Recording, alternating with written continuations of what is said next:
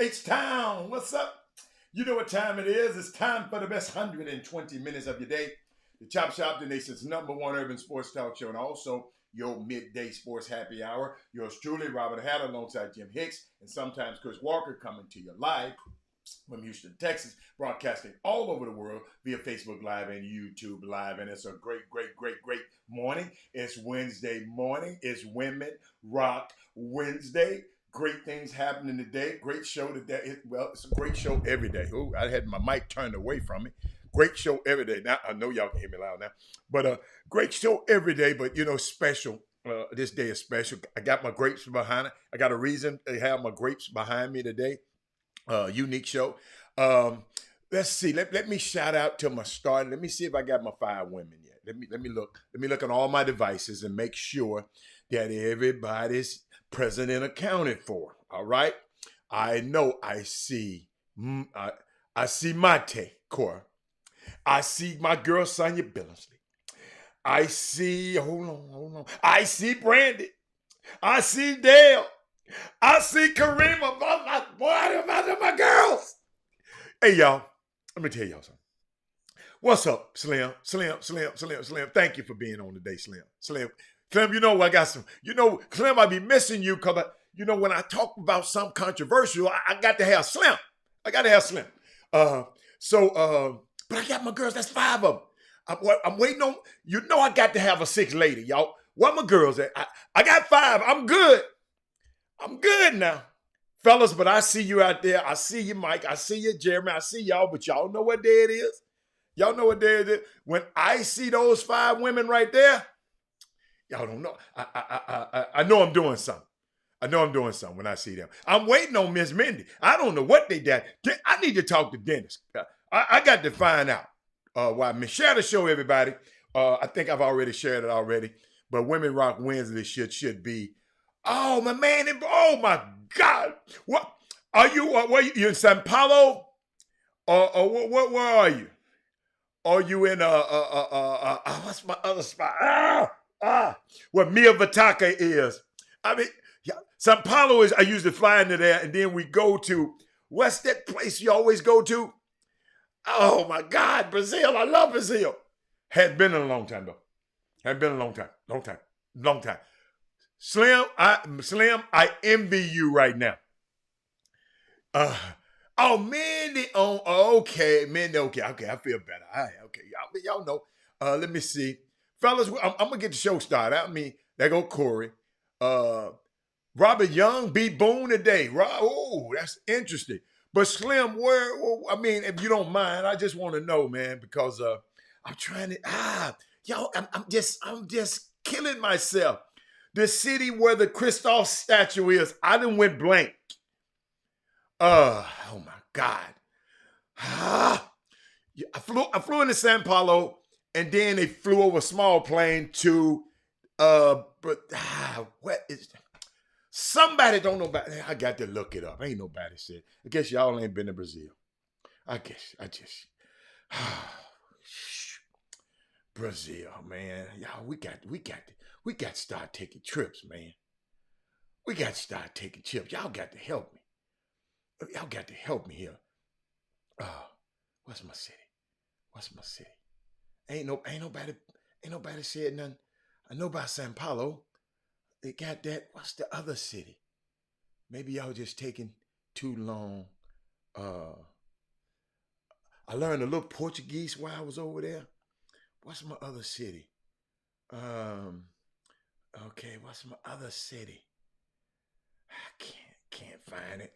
All right, let me just do the show. What's up, Chris? Somebody gonna find it for me. Slim, you got to tell me. I know. Okay, let me Google something because it's on my mind right now. I got to find it. I just see a lot of people ain't been to major cities. Okay, cities. Rio. Oh, thank you, Rio de Janeiro. Thank you, Sonya. Oh, I'm about to go crazy, y'all. I'm not. It just. I promise y'all. I got so much stuff on my mind. Rio. Okay. Thank you. I'm ready. I'm done. Rio. At the Copacabana. Hey, hold on. Mañanas, not very far. Oh, hey, let me tell y'all something. If you ever go there, I'm gonna tell y'all. I did a whole lot of other stuff that's great. But the most amazing thing when I was in Brazil, when I went up to that Christoph statue, the statue, supposedly the statue of Christ, the same guy that made that statue made the Statue of Liberty. It's a French guy, I think he's from France, made the Statue of Liberty. So when I go there, when you get at the seat of that mountain, you look up, it's just, and you right there. It's just, I'm telling you, something magical about it. I don't know. It's something magical about it. If you ever go to Brazil, I know you're going to do that. That's one of my, no, that's not my most memorable moment, but that's one of my most memorable moments. But today, y'all, I want to start this day. This is a great day to show love and appreciation, okay, to those in the medical field and the first responders who helped maintain and, if needed, save our lives in case of emergencies. It's real talk. We are grateful for you all. Robert Hatter is grateful for it. Sometimes we lose sight of how selfless and courageous these people are. And I just said, thank you.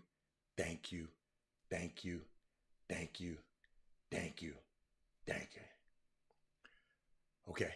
Y'all got me? Thank you. So who else I got? What else I got? I want to tell you, because I'm going to give you an update on my young fella, DeMar Hamlin, the update that I have. But I saw something.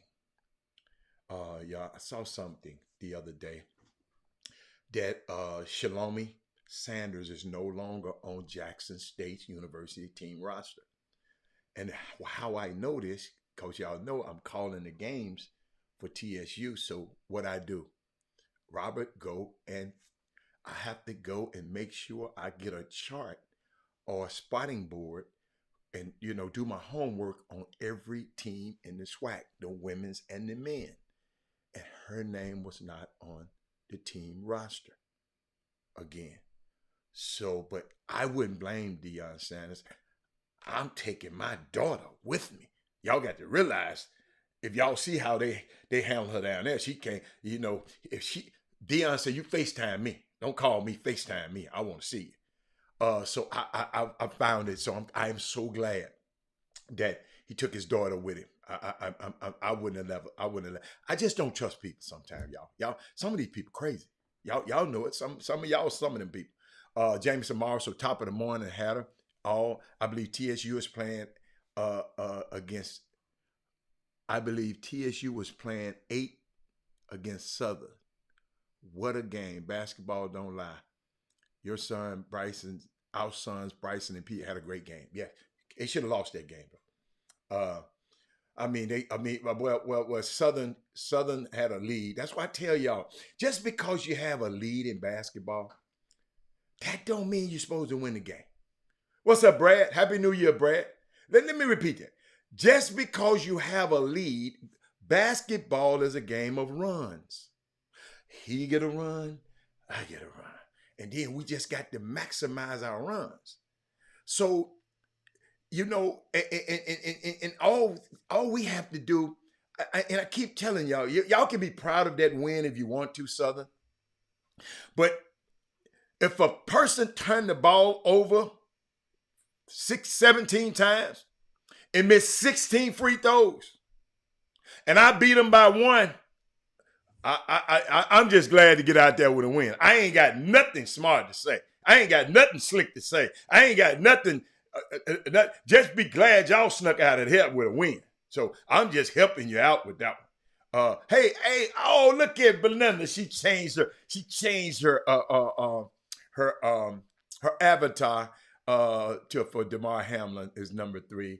I'm gonna get to him in a minute, Belinda. You right on time. I'm gonna get to him. But Jameson, I understand you like those, but my thing is TSU right now. I know y'all thought I was Jackson State. I'm TSU right now. I'm TSU. I got to be focused in. We got a game tonight against Grambling. Come out and support. Yes, come out support. Grambling versus if y'all that game on Monday,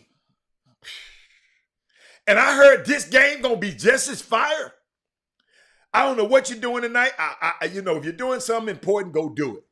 If your son playing, go see your son. But if your son ain't playing tonight, you better get out there. But basketball, everybody think, coach, man, he was up. They was up 20 with the 3-point shot. No lead is safe, parents. You can't call it what the coaching. It's just basketball is a game of runs. Shout out to Hightower. The Clement game yesterday was all right. Well, tell me about the game yesterday, Hightower game. Tell me what happened. I know they won all the games. It was a 2-point game at Hightower. What's up, Elton? Elton, what game you went to see last night? What game? I just made it a point. I mean, I'm gonna tell y'all something. The reason I didn't go to see no high school basketball yesterday, after watching this high level basketball, it's hard for me to go watch some bad basketball. I'm just letting you know. I love y'all. I love all your kids. But that's Doug's and Jimmy and them job to go see that bad basketball, not mine. I like the good basketball. See, everybody got their role. Everybody got their role. It's their job to go see Lamarck in Colony. Y'all got to understand, I go to certain games because I want to see certain players, because I got a certain fondness. I want to see certain players. That's just me. I'm just like you go see your son. I got some little nephews around here that I go see them. So it ain't my job to cover high school basketball. But when I see something remarkable and I see something like if you do something great, I'm gonna talk about you. Okay, so just understand it. I just like people to get that straight. I'm unlike some people. I stay in my lane. Okay, all right. Let me help you out though. I saw this unique thing on Kyrie Irving and why he wears number 11. Did anybody else see that? Did anybody else see that? I found this is just too much. And I said, I'm going to share it with y'all because maybe some of y'all know, some of y'all know something. Share the show though. But it's amazing. Slim, you saw it? Check this out. The way he was born 1/11, January 11th. His father wore 11 in college. Kyrie Irving's is 11 letters long. Kyrie Irving is 11 letters long. K is the 11th letter in the alphabet. 11 games he played at Duke. I think I went to 10 of them. Trying to represent it. Drafted number 1 in round 1 in 2011. Scored his 11,000th point on March 11th. Ain't that amazing? I'm glad y'all saw it. I mean, but think about that. It's amazing to me. I sit there and say, wow. I said, let me share that with y'all. But you know what? I got so many smart people out here. Ain't no use to me. It's so many smart people out here. This chop shop is something. This chop shop is unbelievable. But I was thinking about Damar Hamlin. Y'all got to understand. Listen to me. The reason I'm gonna talk about Damar Hamlin so much, y'all got to realize for the last 30 years, uh, I've been involved with young men who I met when they just college players and go on to be professional players, and watch them when they were poor, impoverished, and didn't have a lot of money, and now they're millionaires. I've had the chance to deal with 80, I think about 80 something guy, my 82 or 83 professional athletes personally in my life. Okay, 80 something.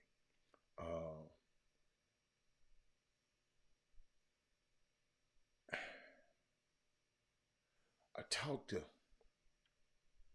one of my clients one day, and I asked him a question. I said, "Man, you look good, man. He running. You know, I'm on his golf cart. He running through the neighborhood. I'm following him on his golf cart because I wasn't running. I don't do no running no more. I jump rope. But and he just said, man, I might look good on the outside, but I don't know what's going on inside of my body." And he said that, and I wanted to pry, but sometimes I'm just not one of those guys, y'all. Because people say, well, Robert, why didn't you ask him that? That's why these people like to be around me, because I don't bother the hell out of them.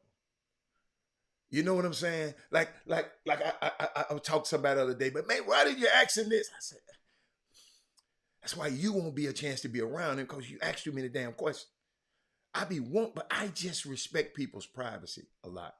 And if I ever tell y'all something on the show, they believe you me, it's something that me and him have talked about that I could talk about it on the show, because there's a million things I haven't told you. I can tell you something to put some hair on your head. Hey, Anissa. That's my sixth lady of the day, I think. But I was thinking about something. And know it's Women Rock Wednesday. That could be your son. All I thought about is, and we talked about it yesterday, the mama. You go into this game to see your baby.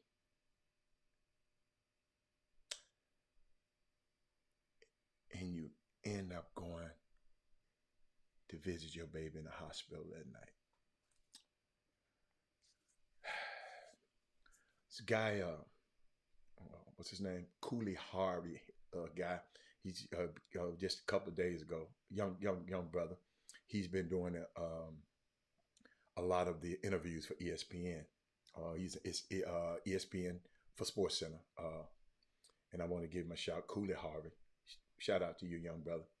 He said, I just chatted with Damar Hamlin's family, per Jordan, and Damar's family. Jordan, I think, is his uncle.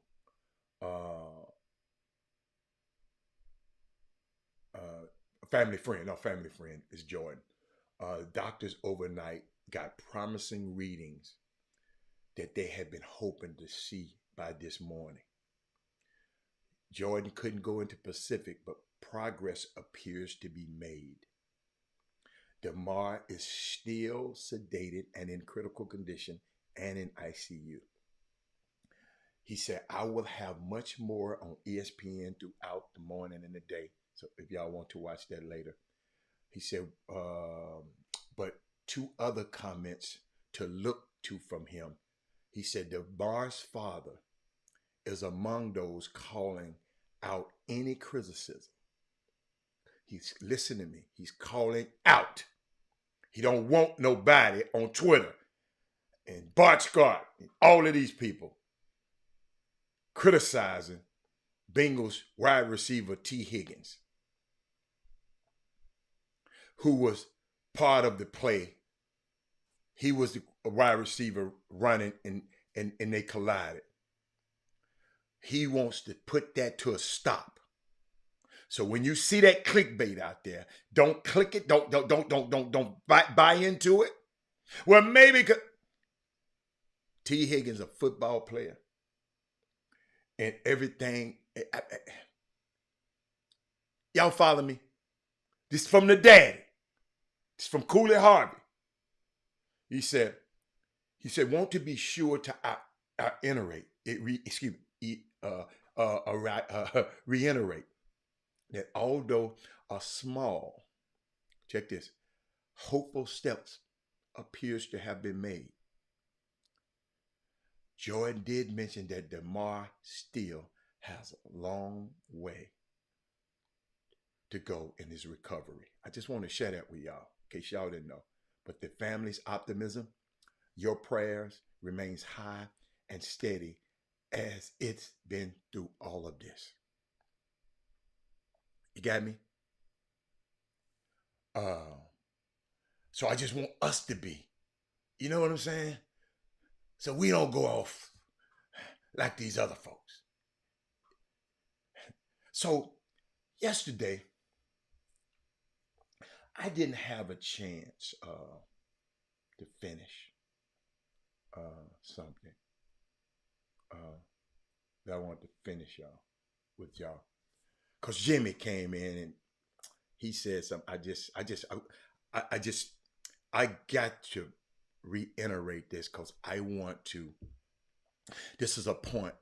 Several people called me today and said, Robert, you didn't get a chance to finish. So I got this New Year's thing about it. I'm seeing all this stuff happening. I'm watching our young men, y'all. Y'all got to understand. I got a grandson, man. I got a son. Me, black men growing up in this world. So I wanted to tell y'all this story. Older gentleman, 79 years old. 79 years old. His family has come home for the holidays. So he's sitting down, got all his grandkids around him. And he was talking about something that took place in his senior year of high school.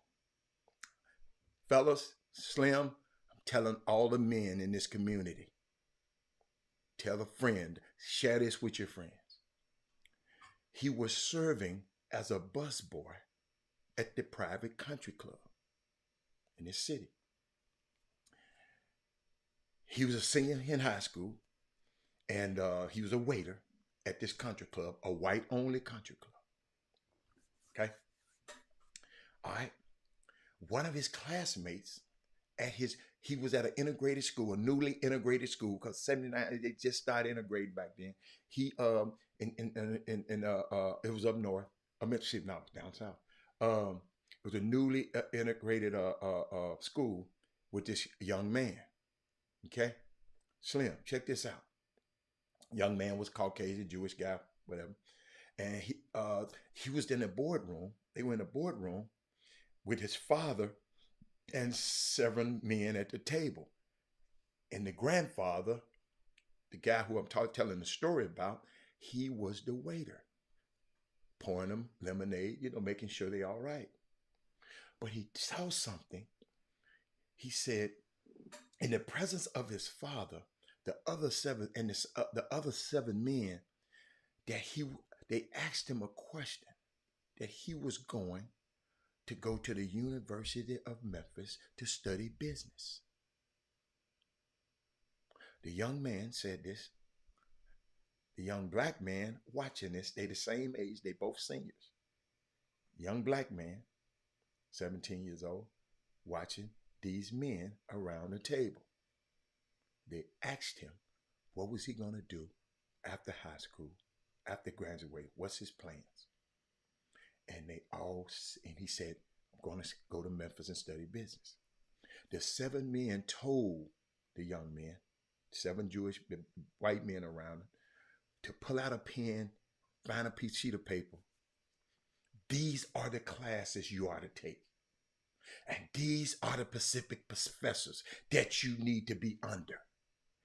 after after they went through all the course studies for the next 4 years, they helped map this young kid's life out. Stop right there. We need to start doing that. Y'all hear me? We need to start doing that.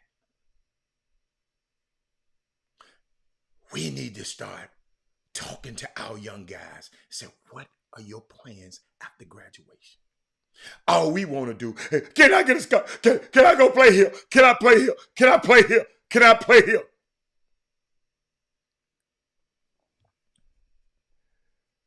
Yes, we talked about that yesterday. Gangsta Boo is a woman. She is a woman. She passed at 43 years old.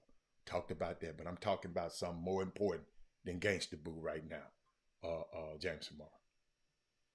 Okay? All right. So they mapped out this kid's career. And all 7 of the men put out an envelope stuffed full of money and gave it to the dude, the young man. Now, the young black dude sitting there watching this and told him what stocks to buy. Not who Gangsta Boo is, what stocks to buy. Not what rapper is doing this or what athletes are doing this. What stocks to buy.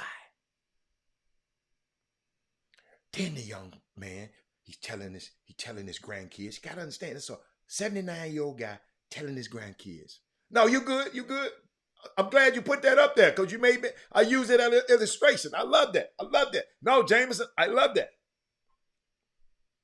That's good. You help me, Jameson. You help my story.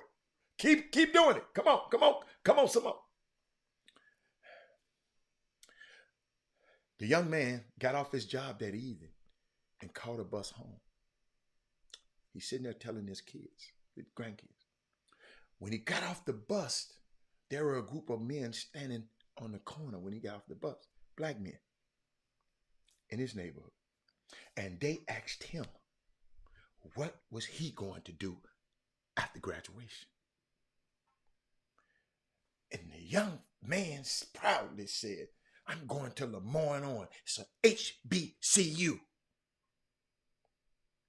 And the black men on the corner jeered at him, parted with him, and said, why you gonna do that? It's a waste of your time. Come and work at the factory with us.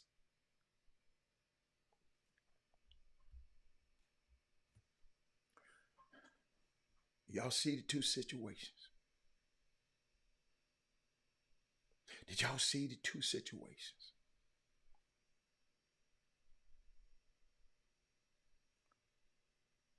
Just giving it to you.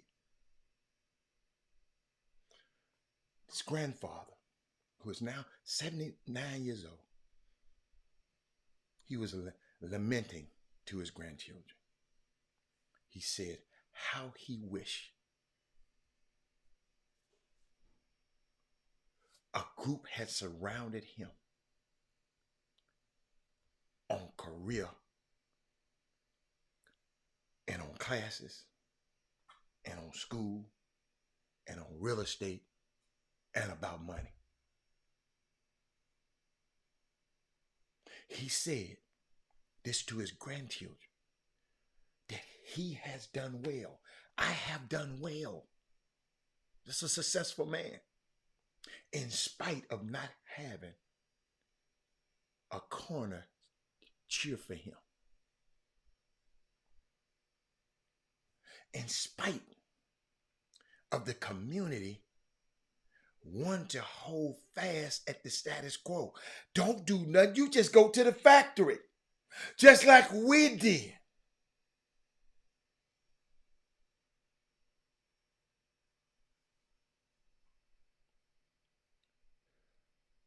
I want to say to everybody out there, Say it one more time. I don't care if you're 70, 8, or 18. That even if you didn't come from a wealthy family has got to come out of you. Serious. I want you to make that declaration. Your next generation. We got to set our next generation up. We don't have to tell them, just come work at the factory with us. Let's have a plan. Let's have a plan, Slim.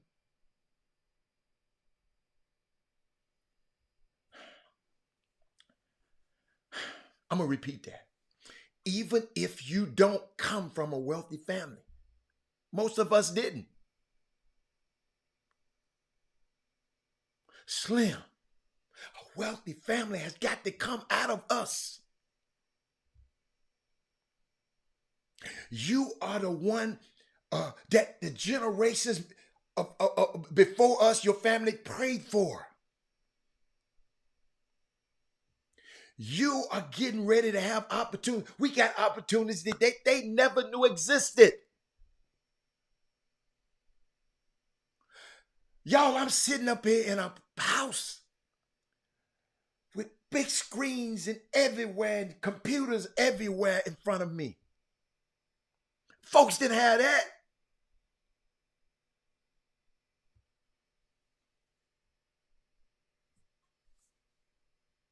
We are able to walk through doors that they couldn't even knock on. They have seats. We got seats at tables that otherwise they would have never had access to.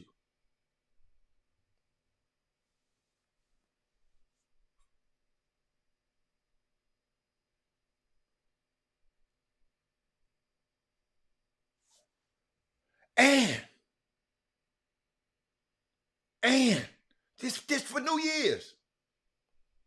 Heavy is the head that wears the crown.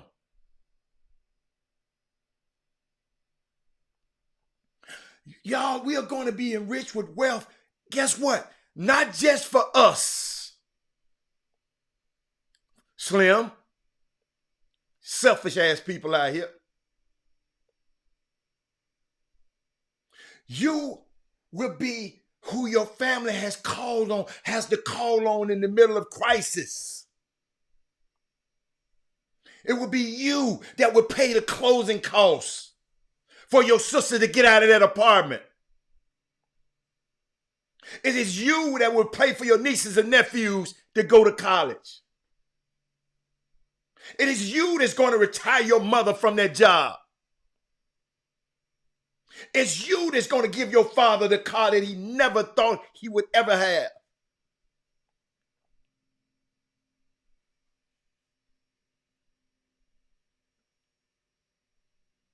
You carry the wealth of your bloodline as a consequence.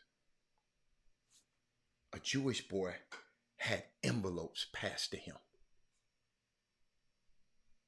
What are we going to pass? What are we going to pass on? Not beat nobody up. Let's start now.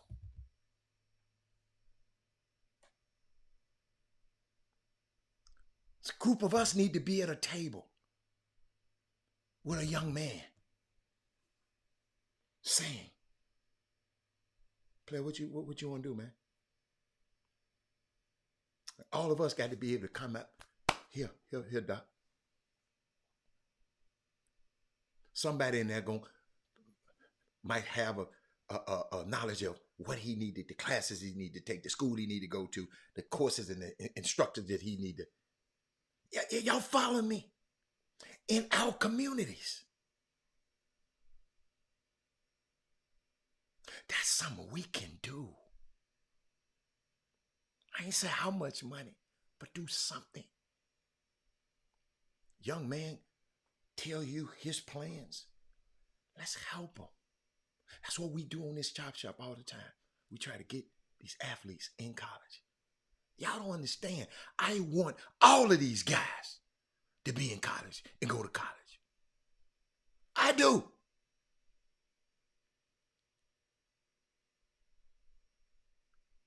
I'm not calling you telling me, you give me this, you give me that, I get your cat. No, no.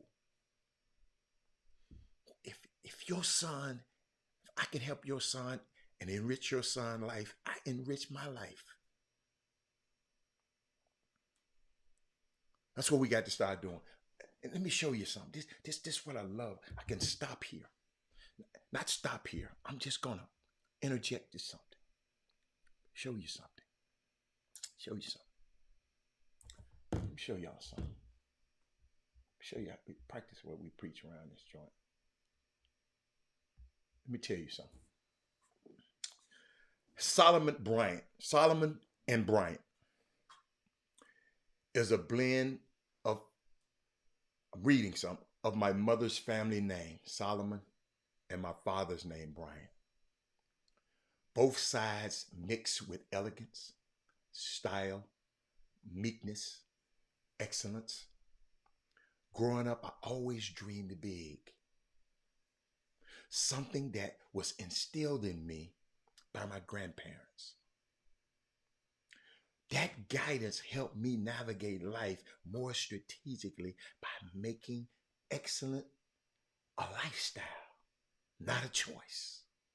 Oh, this Solomon Bryant, the wines I'm finna talk about some wine right now. He said, my wishes are to continue my legacy by extending the Solomon and Bryant brand and have it live on for my family for generations to come. Listen, I had that message yesterday for y'all. I didn't read this until this morning. Solomon and Bryant. Check this out. Look at the box it comes in. Look at the box. Screen kind of messed up. Look at the box. Look at it. Look at this. Look at it. Watch this. Watch this. This is the box. When you order online, the box come in. Check this out. Check it out. Go. Did I tell you a man that looked just like me got this wine? That's the box that comes in when you order online. Look. Solomon Bryant. That's the cranberry. It's a sweeter wine. You know, some people don't like the dry, bitter wine. And they realize that. This is a guy that been supporting this chop shop and being on this chop shop forever. I love to partner with people like that. Guess what? We ought to make them sell out. This is the Pinot Noir. It's a dry red wine. Let me put that. They got a red blend. It's a dry red wine. It's for your dry. Like I said, the cranberry, a sweet, fruity wine. Can't wait to try it out. The Merlot, dry. Pinot Noir, dry. And the online purchases, y'all, the cases will come with the wine. The name on the case is where the wine is bottled. The symbol is a South African symbol that represents toughness, durability, strength, perseverance, hardness. It also viewed as someone who is strong and resilient, physically and mentally. Let me tell y'all something. Got 5 options for you. SolomonBryant.com. SolomonBryant.com. Let me tell y'all something. Yes, they'll ship, Karima. Yes, they will ship. Solomon, the website is immaculate. Let me tell y'all something, man. When we got people in our community doing things like this, guess what? Guess what? It lifts all of us. And you think I wasn't going to talk about this wine on this show and they embody everything that I believe in? I need y'all to buy the wine. I know it's good already. I ain't worried about that. But I need y'all to come back and buy again. Tell your friends, tell another friend, share this show. That's why I tell you to share the show. Because somebody might want this wine that y'all just ain't. Yes, they might want this wine in Dallas. Paul Miranda. And I heard the reviews, unbelievable. So, from now on, when we think wines, we got to think Solomon and Bryant. I repeat, when we think wines, we got to think of Solomon and Bryant. SolomonandBryant.com. Go get your wine. All right. Y'all like that? Y'all, let me just make me feel so good to be able to do that. I got a question. Women Rock Wednesday, right? Y'all help me. I don't know about this stuff. Somebody send it to me. Where did I get it? I think I got it. Somebody send it to me. Y'all, let me see where I put it. He said, I'm going to order me some simply because you put this spread. I love Paul Miranda, man. I love it, man. I love it, man. This man is somebody just sent me okay. Somebody, Paul Miranda, you just made my day, man. You really just made my day. Just to even he the only one can say stuff like that, man. I'm trying to find it, y'all. Somebody, somebody. It's Women Rock Wednesday. How to start? No, I don't. I don't have stock in it. Guess what? If he needed me, I put stock in it. Because y'all need to go see the website and see the picture of the founder sitting there looking like $100 million. Y'all, see, y'all. We go past the Cavassier, which not owned by us. Sipping on Cristal is not owned by us. And all that other stuff. Moet, Veuve Clicquot. Y'all follow me? Bernard Arnault, who owns Moet, Moet, Hennessy, Louis Vuitton. He's trade on stock exchange. He one of the richest men in the world. He don't look like us. Solomon and Bryant. Somebody put it on the screen for me. I can't do two things at one time.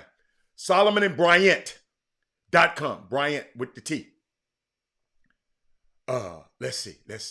Wine is the best, the dry, the red, but not necessarily. It's according to your palate.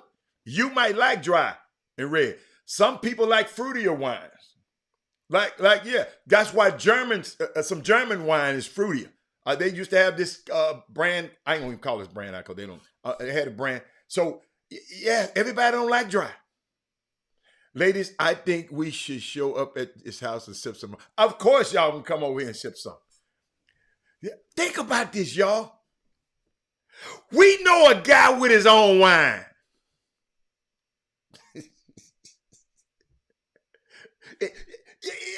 Y'all got me? Hey, Alfio, which one of the Kwanzaa principles? SolomonBryant.com. There it is. Paul, I'm going to put it on the screen for you, Paul. It's for Paul Miranda.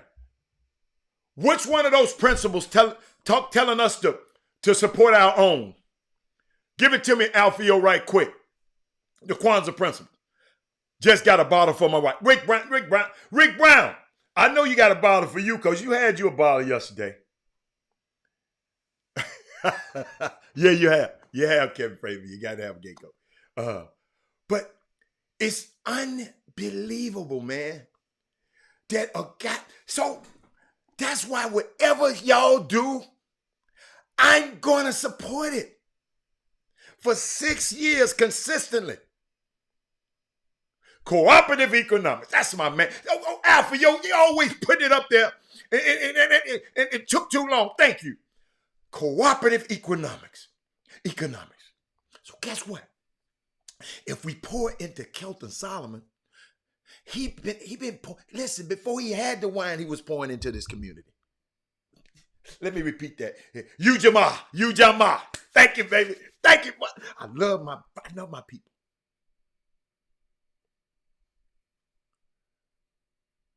Let me tell y'all something, man. I am proud to know that I know this guy. I'm just proud. But Women Rock wins. Let me see. I got something for y'all. Got to help me. Somebody, Doug Smith just sent me something crazy. Hold up. Nebraska knew. Oh my God. Nebraska got a new wide receiver coach. He's 23 years old. Oh my goodness. But you know who he looked like. Look. Robert Young had already been to. I got people ordering right now. See, Ujamaa. I thought that's what I said. Ujamaa. I might have said Ujamaa. Thank you, Lander. Instructor Lander. Let me tell you something, y'all. Hold up. What was? Oh yeah. I was trying to find. Got to go to Twitter. I put in this hashtag, right? It was called. Wait a minute. It was called. I'm just making sure. It's called Black Girl Follow Train, and they were on YouTube, on what's called TikTok. Something that I haven't got on yet, and my spirit just wouldn't let me get it. Let me see. Black Girl Follow. Women Follow Train. Other words, black women following each other. Called the Black Girl following each other on TikTok. Y'all watch me. Y'all know I don't like nobody to mess with black women. So let's get this. Okay, I'm on it now. I'm going to order some. Boy, that Paul Miranda is unbelievable, Paul Miranda. See, Paul Miranda, wait till you come out with a product and watch Robert Hatter so passionately talk about your product the same exact way. Ujamaa. Thank you. But I got a tweet. I don't know nothing about TikTok. All my TikTokers, y'all help me. Find you. Talk to me. TikTokers. TikTok banned the hashtag Black Girl Follow Train, they say, where black women were finding each other to support. I'm so tired of TikTok at this point. The whole platform feels anti-black. Black creators made TikTok what it is. Young lady on Twitter, eventual TikTok. Y'all got to quit whining. Y'all know I got on all you talking about Oscar So White and Auction. That's their award show. They can do whatever they want on their award show. And we can do it to hell. We want on our award show. Our problem is when we award some of our black stars, they black ass don't show up. But they show up for that other stuff. That's our damn problem. But it's Women Rock wins, and y'all know I can't let nobody talk to about my girls. One lady said the backlash, black girl follow chain lets you. And the young girl came over there and said the problem is these black girls are following each other and they're getting up so many likes and getting up so many likes. They becoming so popular, Seneca, that the people they trying to limit the number of likes you can get a day if you tweet if it's a black girl train.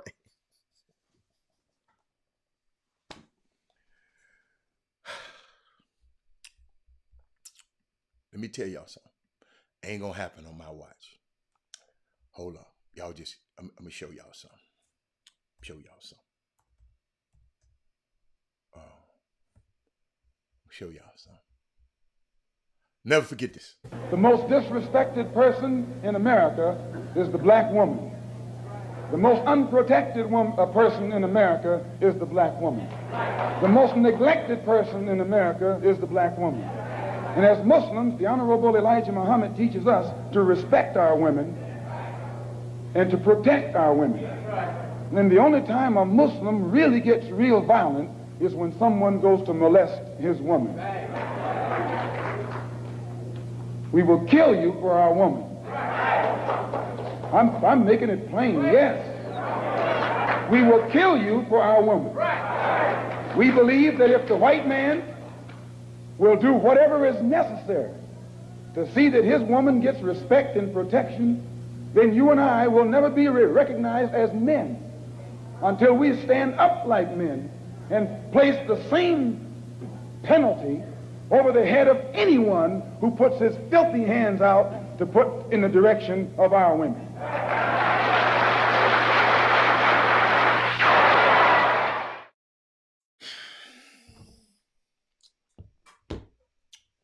Hold on.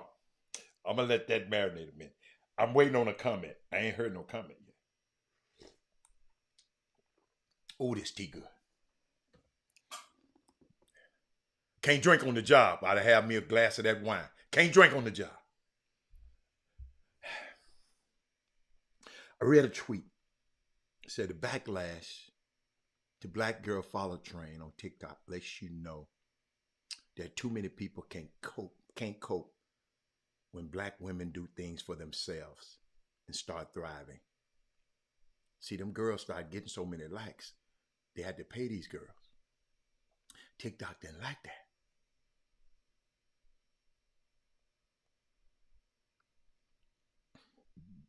I'm just going to, y'all got to go follow the thread, and y'all can see.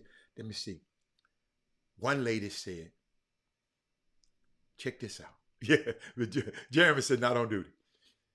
One young lady. See, that's why I love black women. This Women Rock Wednesday. I don't care. Y'all need to be sharing this show right now. It ain't enough people. This people need to be watching this. I know some. All you ones that sneaking and watching the show, and so we can't see your counter on the counter. I know you're there because I got another thing that's showing me, another algorithm that's showing me you are watching. Just nod in the back. Just nod in the back. Marsha Warfield tweeted, she said, there are still sundown towns in America. There are places that make it clear that black people are unwelcome right now and unsafe right now. But this woman thinks racism is black women following black women on social media. No, somebody, a white lady, no, that ain't racism. Lady, some white lady coming on there talking about that's reverse. No. It's black women supporting each other because historically they had tried to keep us apart from each other. What's up there, Mr. Allen?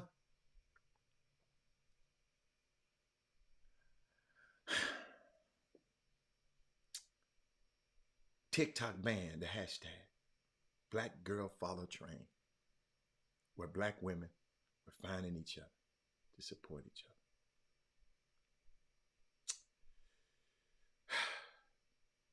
Y'all talk to me. Why I can't save the show from my phone? Is there something you have to find? I was on my iPad when I watched the show. I don't know. I ain't never had to save it from my phone. Never had to save it. What do y'all think?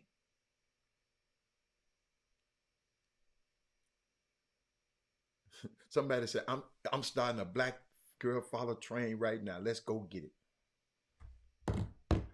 I don't, Paul, you trying to make me think on the phone, on the show right now, Paul. You might be talking to somebody. Y'all help Paul out because he's trying to download the show. I ain't never had to download the show. Trying to see where I was at. Y'all found some more stuff out about the young fella, Damar Hamlin. I want to share with y'all a little bit. He's from, I ain't never heard of it before, and I've been in Pennsylvania a million times. He's from McKees Rock, Pennsylvania. Landon, did I say that right? It was talking about, I'm going to get my IT guy. Oh, okay. Let me read a little bit of the article for you. This your kid is, this kid is amazing, man. I'm thinking about his mom right now. Y'all women, watch this. They said the raindrops pitter patter on the glass windows at Kelly's and Nina's daycare on a gloomy Tuesday afternoon. This guy writing it. I like the way he writing it. He said the weather matching the mood of concern in the community. Did y'all hear that? Gloomy weather matches the mood of the community.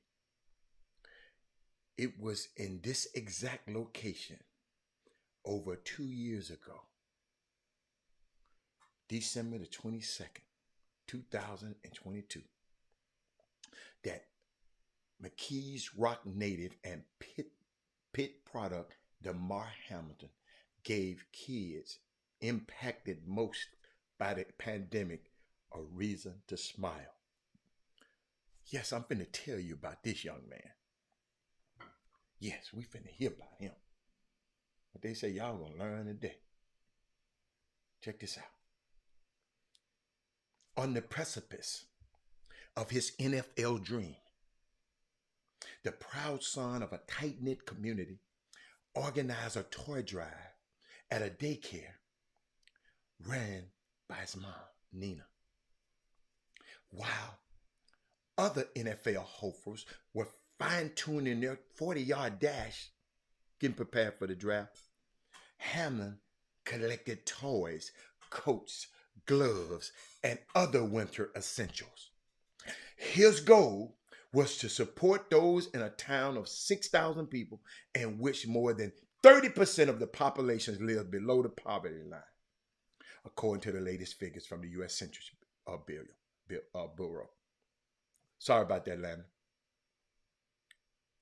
Did y'all hear that? This kid was not just a football player.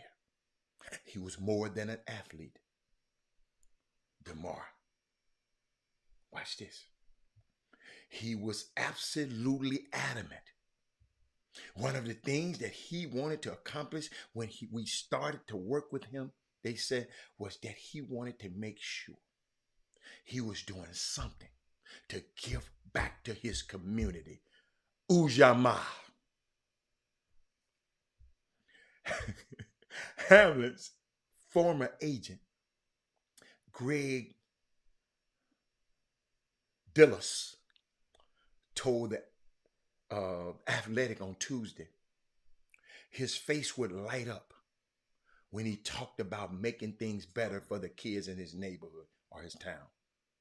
See, y'all, we love to talk about kids. We love to talk about athletes when they're doing this. We love to talk about athletes when they're doing that. We love that, and it's okay if they're doing something. We want to point it out so our kids won't do the same damn thing. Point it out. I understand that. But this kid right here, man, Hamlin coupled. No, it's over $5 million now, Landon. I'm finna get on you now. Do your research. It's almost $5 million now. That's old news. You talking about $3 million? It's up. It's up. It's up. Yeah, but you did say over, so I can't get too bad at you. So get this right. Check this out. Now. Check this out. Hamlin coupled the toy jive with a GoFundMe page backed by his nonprofit organization, Chasing M's. The hope was to raise $2,500. And Lori Dotson just reported since his injury, now it's over $6 million. Y'all know this kid ain't played but 2 years in the league. He was a 6th-round draft pick. You know he didn't make retiring and life-changing money. Y'all hear me? Y'all understand what I'm saying? NFL means not for long. I've said this on this air a million times. But let me finish the story. They say he is very young to have his own charitable organizations. You're never too long. Some football coach, I guess his high school football coach said, but that's DeMar. No headlines needed. We just gonna work to try to help people. We never heard about this foundation. The kid just kept working. Check this out. What began as a somewhat silent effort with little fanfare or media attention, he didn't go to his players talking about, man, give me some money for this. He just created a GoFundMe, transformed into a national outpouring of support on Monday night after the 24-year-old Buffalo Bill defensive back suffered cardiac arrest on the field. And y'all know what? I'm gonna just show you the people that, and I know they try to keep me on my toes, but I'm gonna show you how I have to stay. So other day I said, in 30 years in this business, I've never seen the frantic pace of the doctors immediately and driving out on the field of an ambulance that quickly. I said that yesterday. Somebody sent me a picture of an ambulance on a field that came out there an hour after they found out they couldn't, a long time. I mean, it's just how people are. But it's okay. I just said, I didn't see that one. I said, in my lifetime, I just never seen. But I'm thinking about this young man, man. It's just, while the entire NFL community was praying for him, the donations poured in from all over shortly before midnight that night. The charitable effort of 2,500 is like she said, over 6 million now. The reason I want to talk about this, Otha Brown, one man's life can touch so many others.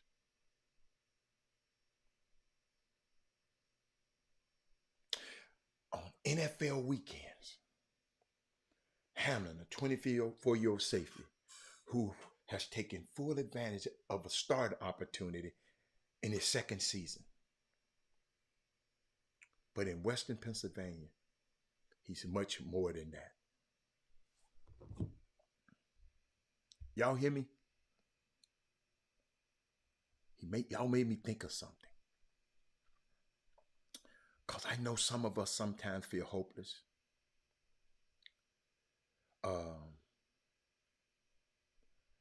Feel like,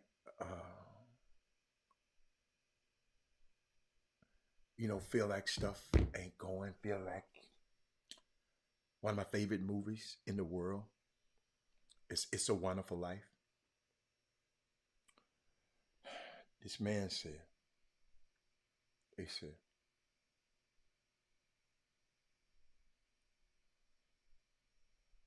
how one man's life can touch so many others.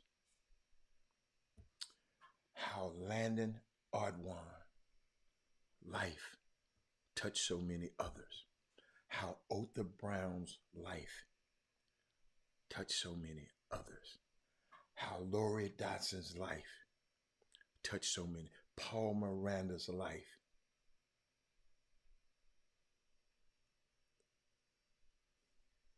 Sometimes we think our life is not important. My favorite movie, I told you, is A Wonderful Life, where the guy felt, you know, somebody put it in his mind that he's worth more dead than alive.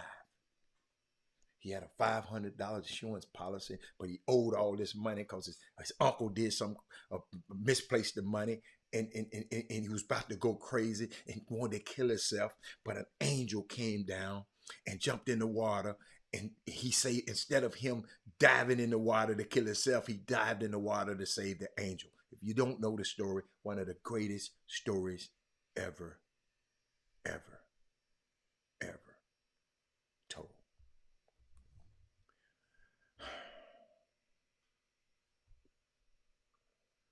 We need this movie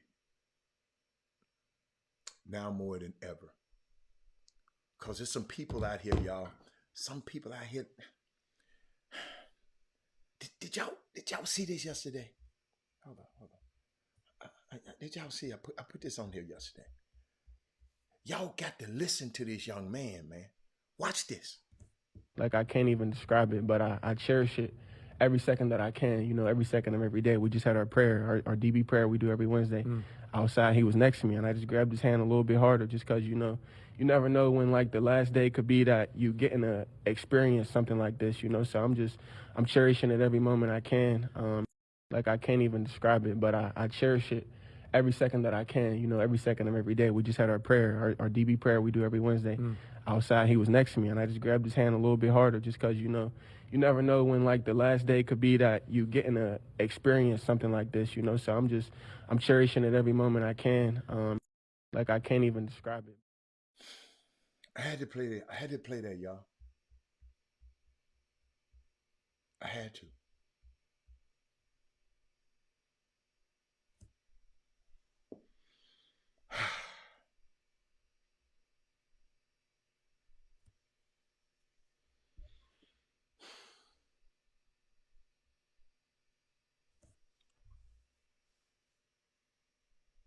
It's unbelievable.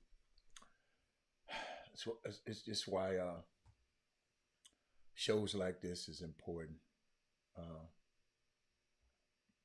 You know, we got guys waking me up this morning talking about Shannon and Skip Bayless. Who are my starting five today? All of them were women. I got any woman on the feed. Is there a topic that you want to talk about today? Put it on the screen while I share something with y'all. I got a couple of things I want to share with you. I was thinking about they're going to the NBA. I'm just watching how Giannis go last week. So if a woman on the screen, they want to talk about something, put it on the screen. But I was thinking about something. Trying to see where they oh yeah, I had it right here. Yeah. Oh, did I put it there? Okay. It was talking about I'm watching the NBA. I'm watching it. Let me see. It's unique. Oh, tonight. Don't forget about tonight. Grambling versus TSU. Who else? The women started at 5:30. Trey Phillips, you got to get out there. But I know that's right. You got other stuff you be doing. The men start 30 minutes after that. So the women game finished 30 minutes after the men start. But I was just thinking about I will call the game tonight. It's fun seeing y'all in there, man. I ain't gonna tell y'all a lie, y'all. When y'all come, when I see some of y'all in the when I saw y'all in the building, it was just it was nice. It just made me feel good. But I want to talk a little NBA right now because I want to share some stuff with y'all.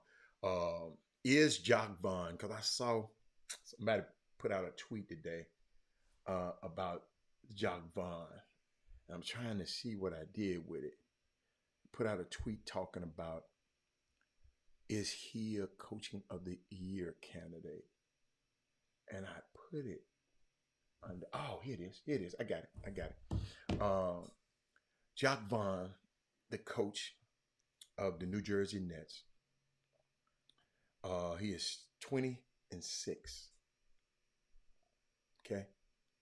He took over that team. He fired Steve Nash. That team is 20-6. That team was in turmoil. Kevin Durant wanted to leave. Kevin Durant wanted to leave, y'all. And somebody tweeted last night, said the person leading the talent matters. That's what the coach mean by, I'll take yours and beat yours with you. I'll beat you with your play. I'll give you mine and I'll take yours and I'll beat you with your players. And I was just thinking about this plight, and a lot of people ain't talking about it. We come on, like I mentioned it yesterday, but a lot of people, you know, Kevin Durant wanted to leave. He wanted to get traded. He wanted to get the coach fired. It was a storm. And Emi Udoka was supposed to come in and be the coach. If Kyrie don't have this scandal about the Jewish stuff, guess what happened? Emi Udoka probably would have been the coach. But all the time, the coach that they needed was right there.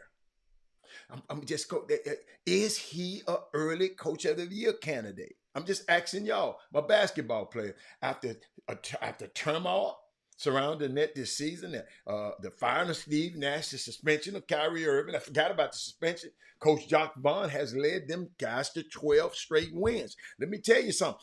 Ain't nobody won 12 straight wins this year, right? Okay, the most by any team this season. Okay, they just said it. Since taking over as the Brooklyn's coach since November, he took over November the 1st. The Nets have the league best record, 23-7. That marks the best 30-game start in a season for a head coach in franchise history. During that span, Brooklyn has made extraordinary strides on both sides of the ball. Y'all help me with this. Help me with this. When I read that, I got to stop. Show you why I got to stop. How does you have the same players, you change coaches and they play better? Could somebody help me with that one?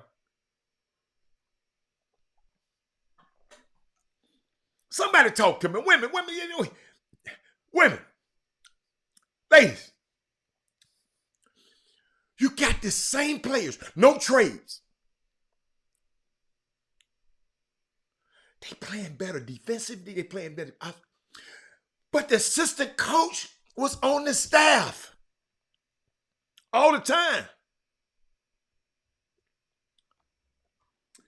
Man, ain't nobody talking to me.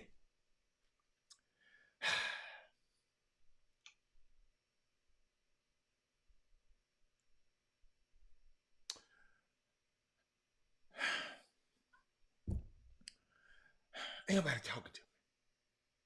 How? What happened? What happened? Alfio Beasley, you were former players. No. Guys, you can answer too. Ladies ain't answering. You can answer. Alfio, anybody that played.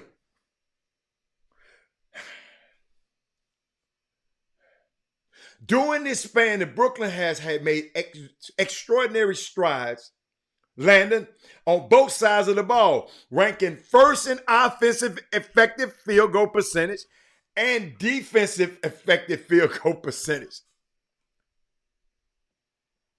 How is that? So coaching changes are that important? I think that's what I'm trying to ask. Coaching changes are that important? Then I look up here. I look at Luka. Trey, I didn't want to play. They didn't want to play hard for Nash. Remember, someone even said it doesn't look like they're playing. Ah ha ha! Hey, y'all, look, see how it gets it. Y'all watch it. Watch it. Look, see. Trey Phillips, who you talking about? Doug Smith, did I see you at the Under Armour thing? Boys, the dude looked just like you was out there. It's more than culture. Because you get the culture, it's got to be built over time. I don't know about the culture part of it. Thank you, Glenn Bishop. Glenn Bishop, the only one to answer my question. Glenn Bishop, how did the game turn out last night? Give it to me before Jimmy get here. Doug Smith, was that you or that was a dude look like you? Yes, just tell me, man. Just let me know. Unless you don't want nobody to know you was out there because you weren't supposed to be doing it. That is Moody. That must do this. That is Moody. All I needed was a little help. I just needed, all I need is y'all to say something. I'm like the pastor. Then I keep talking. That is Moody. Did you know that since Jacques Vaughn took over, and y'all stay there, Doug, stay there, Glenn. I want to ask y'all some questions, right? Watch this. During the span that Brooklyn has made, check this out. Listen to this, Thad Moody. Brooklyn has made extraordinary strides on both sides of the ball, ranking first in offensive effective field goal percentage and defense effective field goal percentage. I thought they were soft.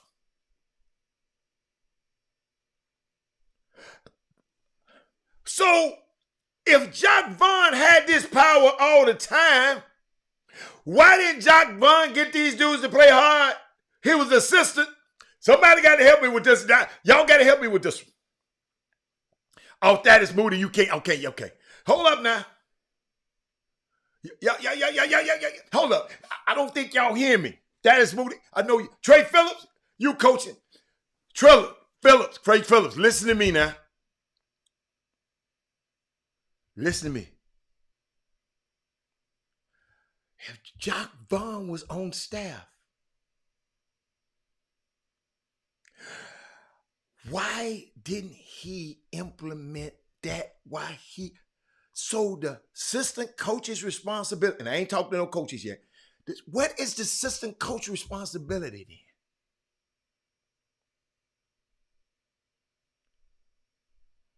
then? Oh. Man, I can't believe you wanted me to come to that game and it was a blowout. Glenn Bishop, man, call me when they playing some dogs. I'm loving this hip-hop culture is doing in Ghana. Oh, okay, good. What is it doing in Ghana? Sound like nobody on the team wanted Nash to be. Most City Finest, man. You're a coach. Ken Gamble. Where you been, Ken Gamble? Ken Gamble. That's what I thought. Ken Gamble, I'm finna talk to you, man. Siri tries to talk to me. Ken Gamble. See, y'all, I got my guys back. I got my guys. Ladies, y'all wouldn't say nothing. Y'all letting the guys take over.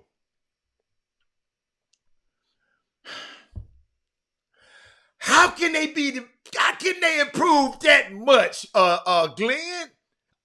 Ken Gamble, Glenn and Ken.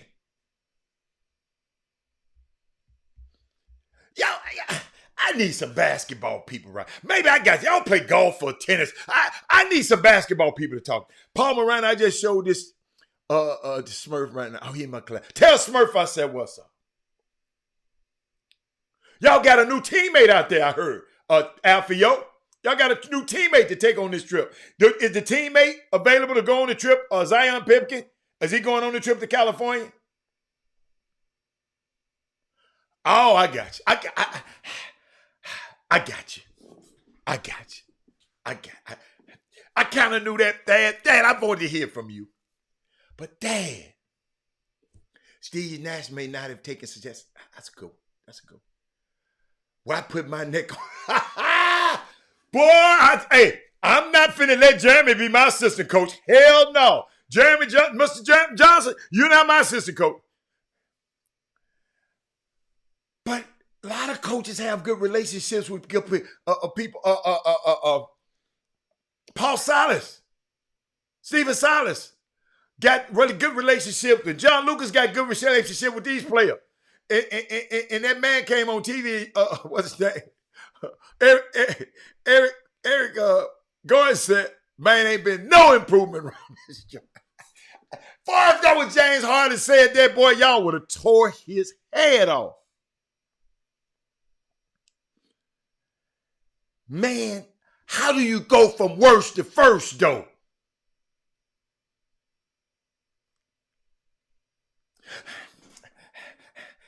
Y'all got to help me. How do you go from worst to first? And what do all of these coaches have in common? I don't know. Which one? Which coaches? The LSU coaches? No, I'm going to leave them. Them LSU coaches getting it in down there. Oh, my God.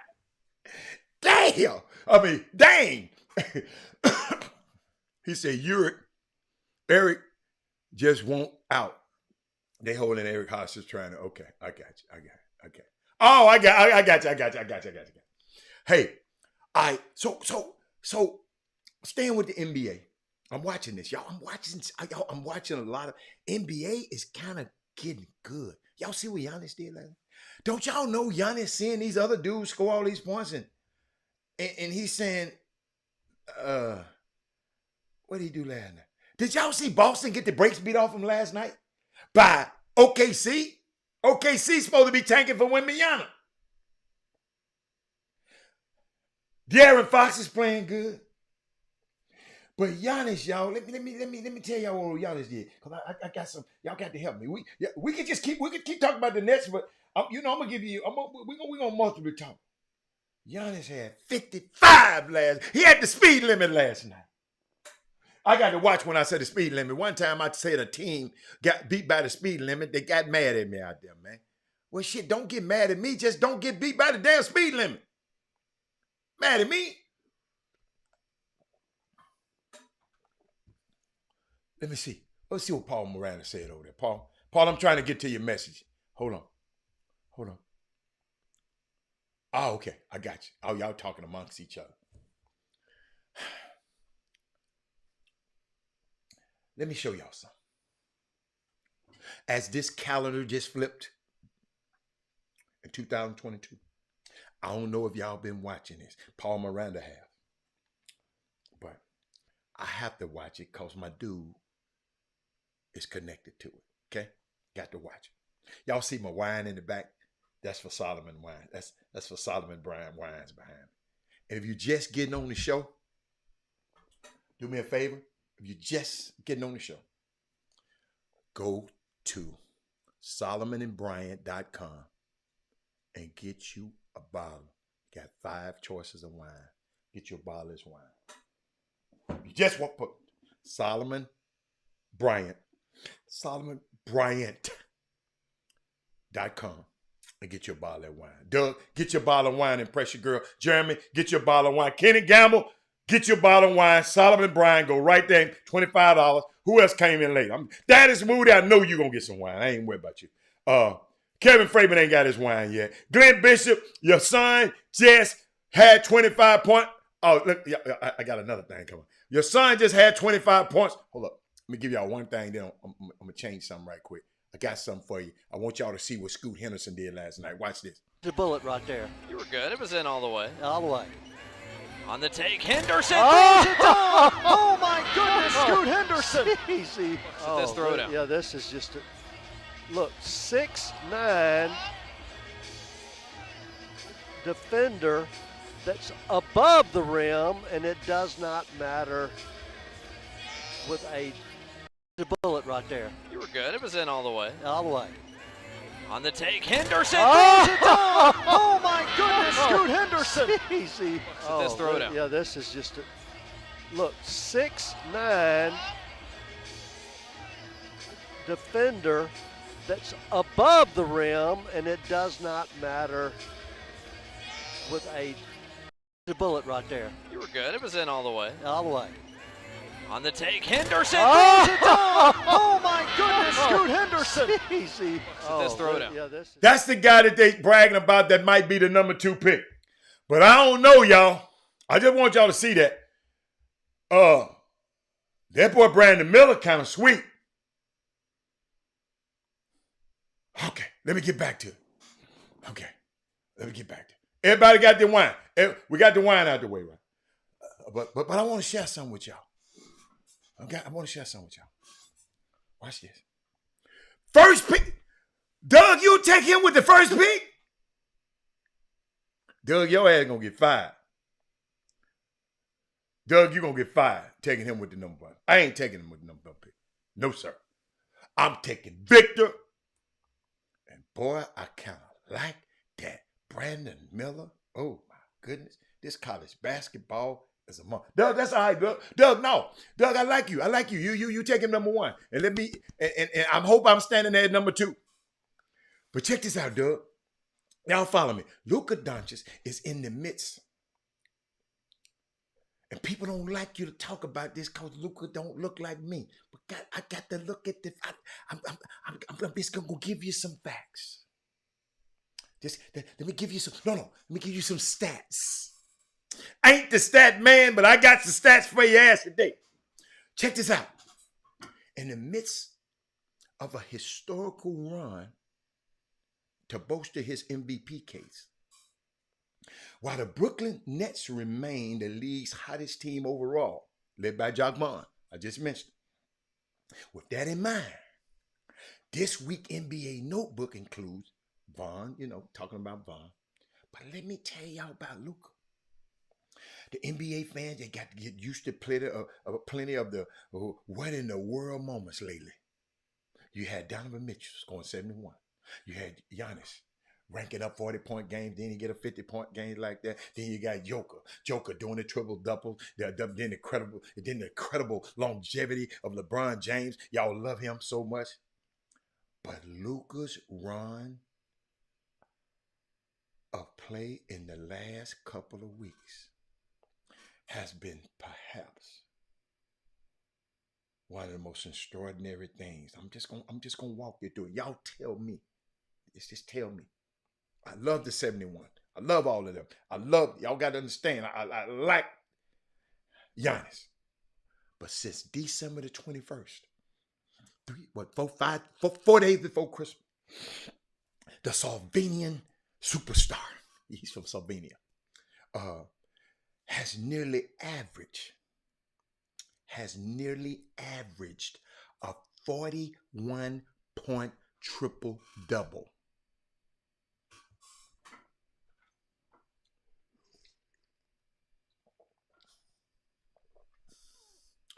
Leading the Mavericks to 7 consecutive wins.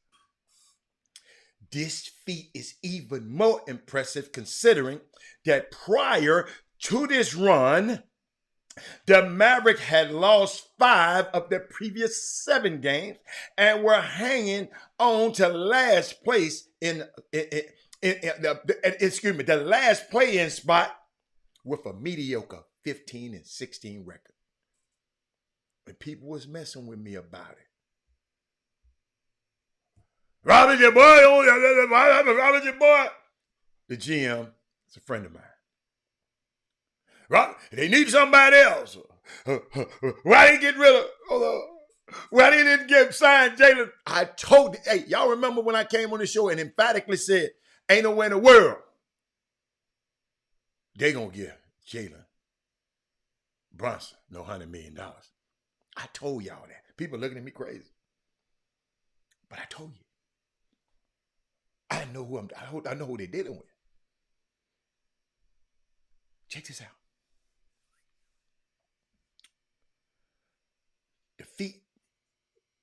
Think about this. They had a mediocre 15-16 record.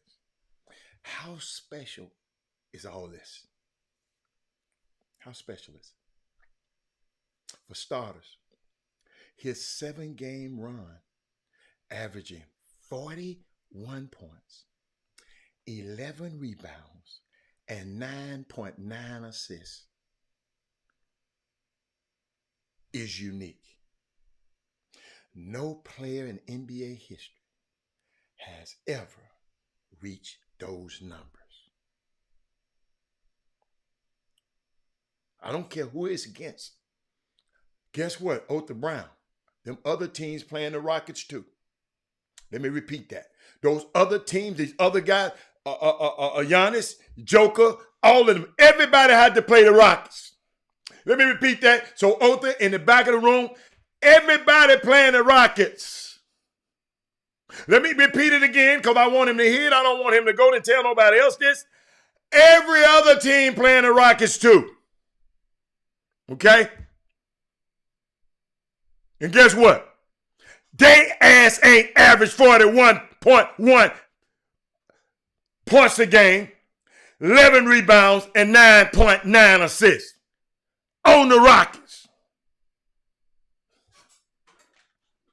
I hope he got it. Otha, just tell me if you got it or not. Or you need me to explain a little bit more.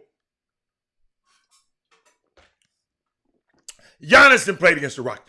LeBron done played against the Rockets. Steph done played against the Rockets. All of them. Everybody played against the Rockets. Ain't nobody averaged 41.7, 11 rebounds, 9.9 assists. You still got to put up the numbers.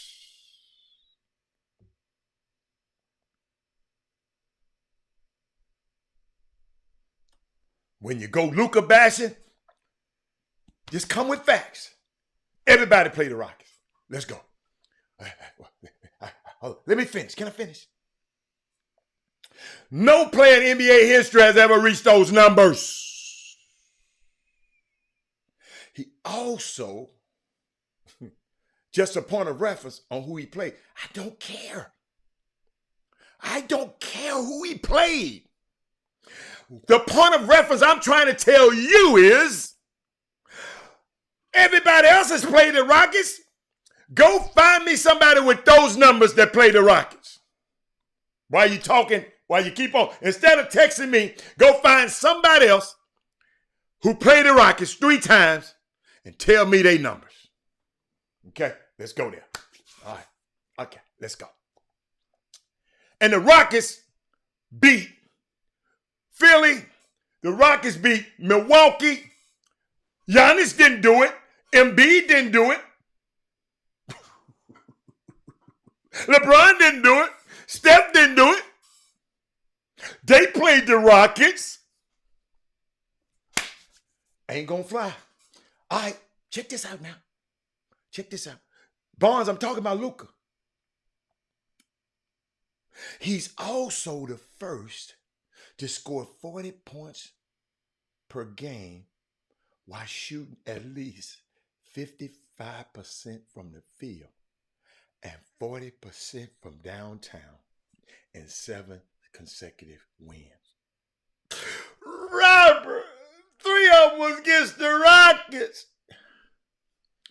Giannis didn't do it against the Rockets. Embiid didn't do it against the Rockets. The Joker didn't do it against the Rockets.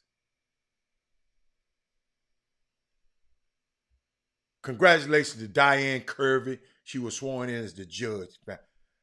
Barnes, I need to talk to her, Barnes. Barnes, I need you, Barnes. I need you, Barnes. I'm going to call you. Check this out. Y'all talk to me.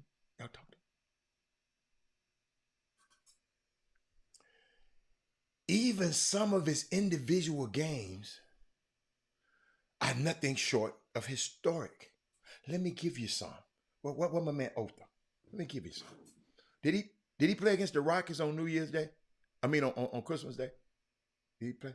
Hold on. The epic win against the Knicks in overtime 2 days after Christmas was the obvious highlight posting a never seen 60 point, 21 rebound, 10 assist line. Ooh. But on New Year's Eve in San Antonio, Doncic also became the only player in NBA history to record 50 points and 9 assists in a game with 0 turnovers. But Robert, he didn't play for San Antonio. In a 4-day span, Doncic had more games with 50 plus points and 10 plus assists than the legends such as, let me call these guys out, because they say Oscar Robertson played against some plumbers. In fact, Oscar Robertson, Magic Johnson, Larry Bird, Michael Jordan, and Kobe Bryant had in their careers. Otha, come on, Otha, I like you. Come on, Otha. Come on back, give me some more, Otha. I love it, baby. To say he's been the key player in the Mavericks win streak is an understatement. Doncic has not only been a scoring threat, but he's also an elite playmaker, creating 27.3 points through assists in 7 games since December the 21st. But Robert, he only played the Rockets 3 times.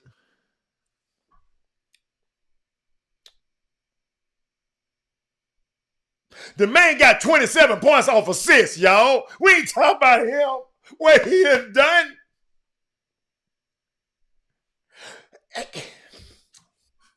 Ain't nobody gonna talk to me. I talk to myself. That means he has been responsible for an average of 69 points. More than 50% of Dallas' total scoring. Without him on the court, they scored only 94 points per 48 minutes on a 43% shooting percentage. With him, they averaged 122.2 points while shooting 50%. Oh, to talk to me, baby. For the week, for the 2022-23 Mavericks, I know the playoffs will be ultimate measure of success. I know that. Because y'all gonna say, we just like James Harden, he ain't gonna do nothing. I got it. Especially after falling 3 games short of NBA Finals last year. Yeah. At some point, though, adding extra talent will be necessary to bolster the championship game chances. But in the meantime, they can enjoy a wild, historic year from Doncic, who is currently the only player to average 34, 8-8 line in a season, all while playing for the slowest team in 2022-23. 95.6 possessions a game, 95.6 possessions a game. At the age of 23, he is only beginning to take over this NBA. I'm just helping y'all out. Got some more NBA stories. Y'all got to explain this story to me. They kept it up. They kept it hush hush for a while, but it's out. I just want to share it with you, and I just want to know what y'all think about it. Okay, John Morant is sued allegedly. You know, he's one of my favorite players, right? He's allegedly sued for punching a teen during a pickup basketball at his Tennessee home, at his house. John Morant. Hey, Yvette. John Morant has been sued, TMZ Sports has learned, after he was allegedly involved in an attack of a minor during a basketball game in July at his Tennessee home. Now, John ain't but 23 and the boy is 17. All right? Okay, I'm just put that in perspective. But I know the law is the law. Okay? The suit was filed in Shelby County in September. The court records show the case has since been sealed. But we've learned it all stemmed from a July 26 incident at the NBA superstar's residence in Eads, Texas, suburb of Memphis. According to the police documents, a 17-year-old young man who filed the lawsuit on September the 9th. So it happened in July, so he filed a lawsuit on September the 9th. Okay, told cops he was playing in a pickup basketball game with Morant at the house. When the two got into a verbal altercation, the plaintiff, according to the document, said the argument became heated and he threw a basketball at Morant, accidentally hitting him in the face. The teenager said the Grizzlies point guard then approached him, put his chin on his shoulder, and asked a bystander, should I do it to him? A bystander, should I do it to him? The teen said Morant then struck him with a closed fist, knocking him to the ground. According to the docs, the 17-year-old said Morant then continually sticking him while he was on the ground, and claims another man jumped in and began hitting him as well. Officers in the document says they noted the teenager had a large knot on his head. Man, he had the knot on there that long? From July to September. Okay. Y'all know how I am. In the documents, cops said Morant told them he did strike the teenager, but insists he was acting in self-defense. Morant said that the plaintiff threw the ball at him intentionally during an argument and then began to approach him as if he wanted to fight. Police said Morant also told them his brother was involved in the altercation as well. But the basketball player did not name the man. Both parties, according to the document, said the fight was broken up by spectators shortly after it began. Morant told officers the teenager made verbal threats stating that he gonna light his house up. He must be from Memphis. As he was being escorted off the property. Morant advised that he and his family be put in fear by the statement. To the district attorney's office, October the 4th, less than a month later, cops said the DA declined prosecution. It's unclear what the plaintiff is seeking in the suit. Court records showed Morant was as well as the childhood friend listed as defendants. It's not gonna happen. Yeah, in Memphis, ain't nothing gonna happen to him. But what do y'all think about that? You invite some young men over your house to hoop in the summer at the mansion and get heated, and the little dude go throw the ball and hit you in the face, Glenn Bishop. Diane Kirby. Shout out to Diane Kirby. That must be a friend of y'all's. Talk to me. What y'all think about this story? I said, wait a minute. What's going on? What do y'all think about this story? Talk to me. I know. Ain't no bad answers. What happened? I mean, what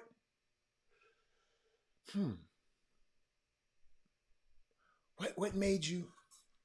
What made y'all think about? I mean, how could that happen? How could that happen? I guess that didn't happen to y'all before. I know some of y'all know that is Moody driving. I know he'd have something to say about that.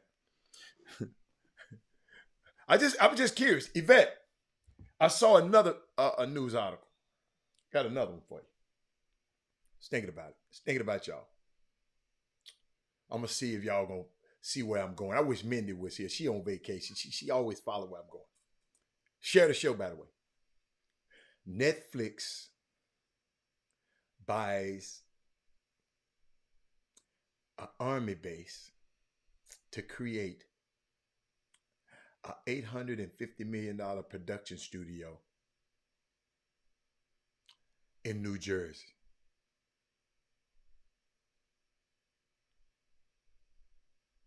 Check this out. Mindy, where I'm going, Mindy? Tell me where. Netflix wants to transfer a former New Jersey army base into a film and production facility. The Hollywood streaming giant said it could create between 1,400 to 2,020 jobs. Mindy, annually. Netflix would have at least Netflix will have at least 18 months before closing on the property and starting construction.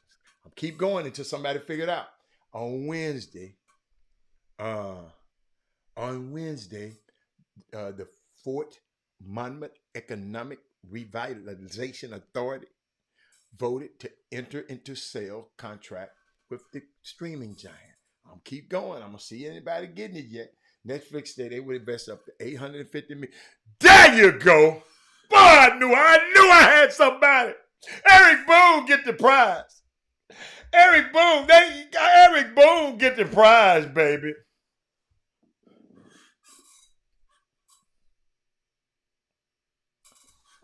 The young man who they wouldn't give a table, wouldn't let him have a seat at the table, who went to Atlanta and built his own table on an army base, a former Confederate army base that used to try to fight to keep us enslaved. And Netflix go do this. Y'all see how bad we are?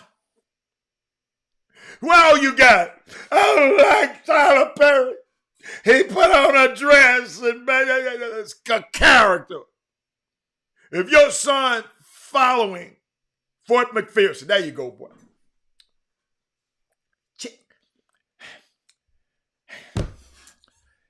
Y'all, Sims, Yvette Machete, y'all bad.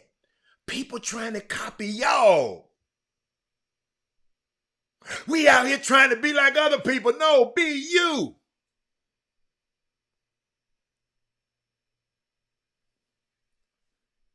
Tyler Perry said, I'm so bad. What, like somebody, you know how somebody said, man, you, somebody else said that. I said, man, all wisdom is plagiarism.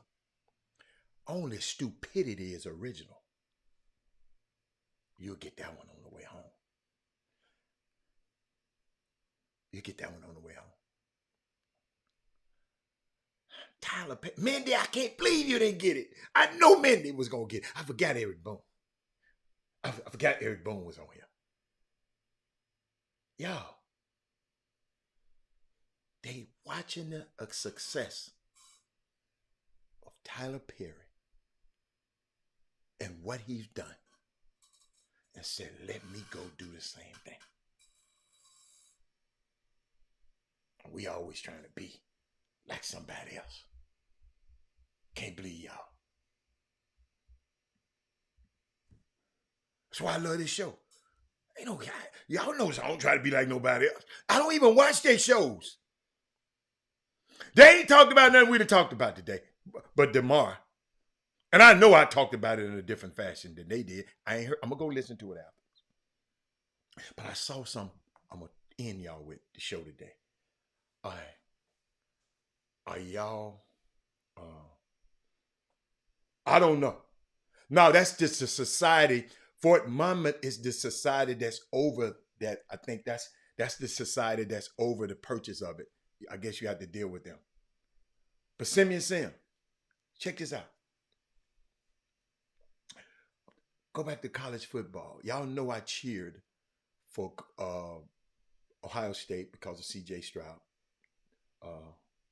and Michigan because Charles Woodson and Ty Law and Tim Biaka-Patuka, three of my favorite guys in the world, all went to Michigan. And then Orlando Pace, another one of my favorite guys in the world, went to Ohio State. So I was sitting up here looking at the story of C.J. Stroud. Has anybody heard about his story? The Ohio State quarterback's life changed at 13 when his father was incarcerated, giving him a very different path than most quarterback prospects. Did y'all know about this? The Texans better get him. The Texans better get him. Coolidge Bernard Stroud the fourth stepped up to the podium. That's his name, C.J. Coolidge Bernard. Stepped up to the podium. Hey, Bettina! He stepped up to the opponent, to the podium. He squinted into the camera lights, and they say he nestled into his seat behind an array of reporters. This was at the college football series, college football playoff semifinals. He's talking about he was the centerpiece and all of that.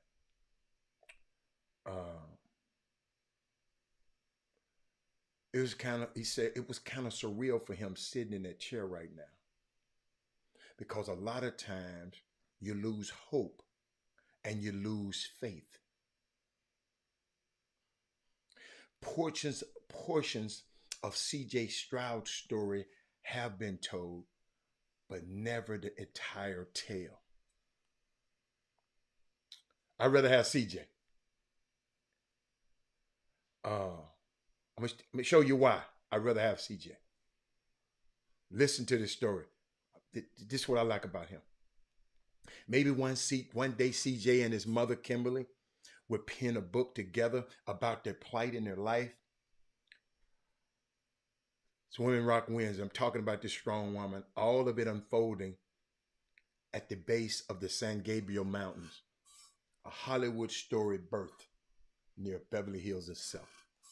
C.J. Stroud's father, Coolidge Bernard Stroud III, is serving a 38-year prison sentence in upstate California. He pleaded guilty in 2015 to charges of carjacking, this is daddy, kidnapping, robbing, misdemeanor sexual battery stemming from a drug-related incident that ended with him evading the police and jumping into the San Diego Bay River. In the San Diego Bay. Sorry. Watch this, y'all. This is it. Watch this. In the river. Once a minister and the breadwinner of the family of six. Never know what, always passing judgments. Once a minister and the breadwinner of a family of six. Coolidge incarceration, the second in his life, sent the Strouds into financial ruin and destroyed his relationship with his then 13-year-old quarterback of a son, CJ. Yes. I love Bryce. But this guy got something different. CJ life was rocked by this development. The youngest of 4 children, his high school years were spent living in a small apartment above a storage facility. At one point, the Strouds nearly went homeless. As CJ grew up with a talented quarterback, as a talented quarterback prospect, there was little money for new cleats. He got blisters wearing the old ones, or new contacts. It wasn't no. He once played a game. He just had one in it because he didn't want to tell his mama he didn't have the other one because she she couldn't afford it. He didn't have a private quarterback. He couldn't pay Doug Smith, a quarterback coach. He studied videos on YouTube, and you tell me why I'm taking him over Bryce Young, who had a whole different plight.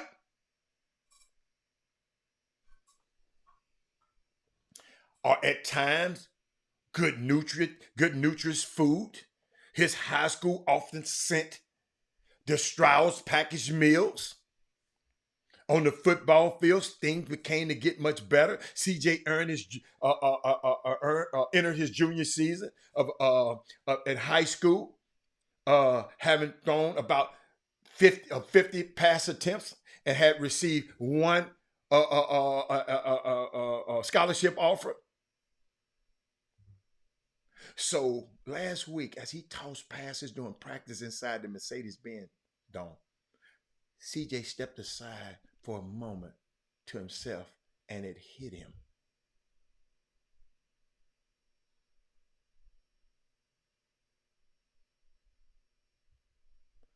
It's just amazing that I do all these cool things now, he said.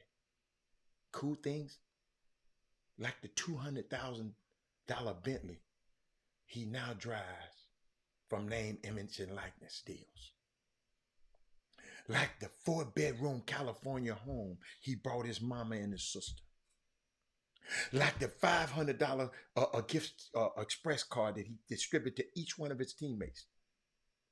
Like the 13 schools passing marks that may forever be in his Ohio State record books.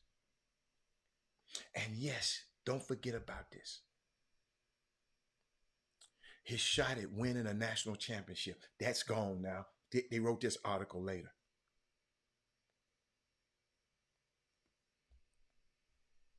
Y'all, he said, I sit and I'm amazed at how resilient the coach said. The mom said, I sit and I'm amazed at how resilient he is. CJ is the most amazing human I've ever met. It's coming from his mom. He had a chance. He had a choice when his father went away, Kimberly said. He was going to let that motivate him or be the best, or he was going to succumb to it and become a statistic, a kid whose parents did something they shouldn't. See why I'll take him? I take the man with the story. I take the man with the story. When the coaches used to come to visit them, they stayed over a storage facility that she worked at. They used to have to come to the home visit. It was in the apartment in the top of the storage facility. Didn't have cleats, blisters on his feet. Always know when guys come have it rough. Not all.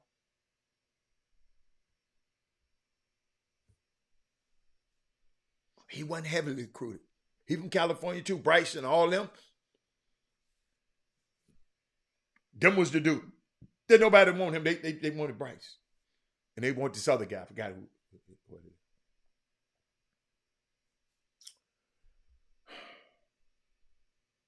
This young kid went through all of that, man.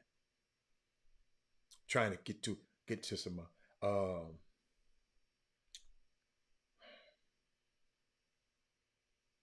talking about the dad. She worked at multiple locations as a property manager, moved the family several times into smaller homes, and then finally was on the cusp of being evicted from a condo unit before accepting a job managing a storing facility in Upland. Yeah, as a perk, the family could live in a 2-bedroom, 1-bed apartment above the office building. And you telling me why I pick him over Jan? The mom said really saved us. It saved me and my children from being homeless. It's not uncommon for the manager of the storage facility to live above the storage facility. CJ used to open up and all that.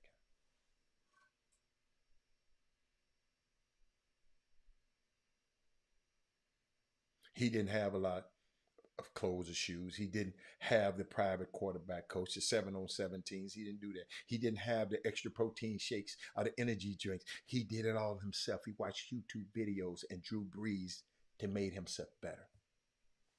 And you wonder why I say I take him? The dude who come here and play for this city with this losing mentality got to have something special.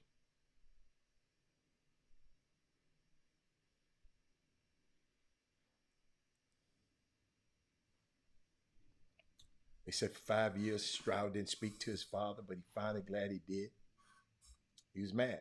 13-year-old boy, daddy used to be active part of his life. All of a sudden, you do something to send him to jail. He was mad at his dad.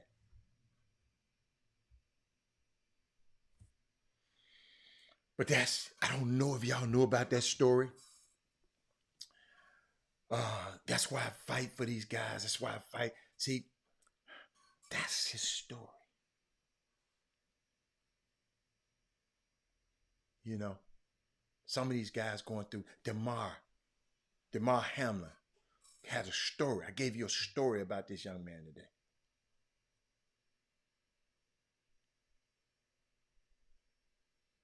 Awesome, man. But I just wanted to share that with y'all. I don't know if y'all did not know about that. I didn't know.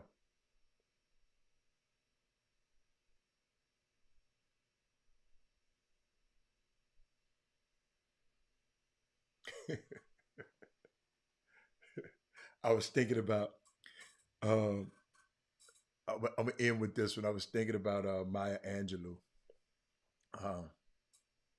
in one of her interviews. Yeah. Guess what?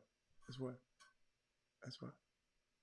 You can watch Bryce. It's a lot. Hey, it's a lot of people said what you said about a lot of football players. First picks, Ryan Leaf. He was a can't miss. All them guys who got drafted in front of Aaron Rodgers, can't miss.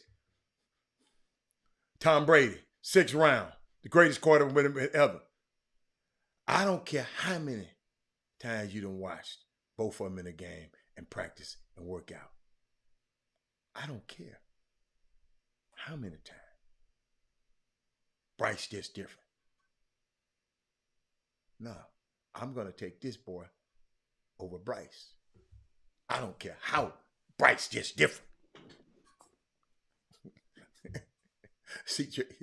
CJ Stroud. Tell me what he done to CJ Stroud ain't done. Bryce wasn't playing for the championship this year. CJ Stroud was. And Alabama's supposed to have a better team and a better coach.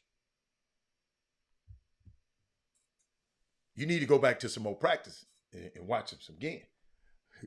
But some people, you just got your preference. I like Bryce. Until I heard this story. I know. See, you sit up here and watch him working out. Doug, you cannot measure the heart of a champion. Can't measure that. These two brothers are great. I seen Bryce's mom and daddy. I don't think Bryce done been through this. I'm going to repeat that.